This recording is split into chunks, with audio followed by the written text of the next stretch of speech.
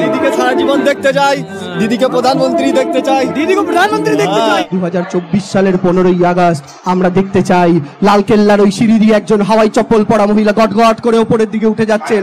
কাকে প্রধানমন্ত্রী হিসাবে দেখতে চাইছেন, নরেন্দ্র মোদী, রাহুল গান্ধী নাকি মমতা বন্দ্যোপাধ্যায়? নাই, মমতাকে দেখতে চাই। তার যদি মিনিমাম লাজ লজ্জা বলে কিছু থাকে দূর হয়ে যাক বাংলা থেকে। মমতা বন্দ্যোপাধ্যায় তো অনেক কিছু করছেন, উন্নয়ন করছেন। হ্যাঁ, অনেক কিছু করেছে, চুরি করেছেন, ডাকাতি করেছেন, এগুলো অনেক কিছু করেছেন। কি বলে তো মহা মুশকিল।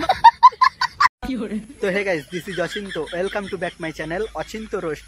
তো বন্ধুরা, ভিডিওটা ট্রেলার দেখে তোমরা বুঝতে পেরে গেছো যে আজকের ভিডিওটা কেমন এন্টারটেনমেন্ট হতে চলেছে। আর আমার চ্যানেলে যারা নতুন এসছো অবশ্যই চ্যানেলটা সাবস্ক্রাইব করে দাও এইরকম ভিডিও দেখার জন্য। চলো বেশি না বকে ভাট, ভিডিওটা করা যাক স্টার্ট। এমন গুত্তনি দেবো না।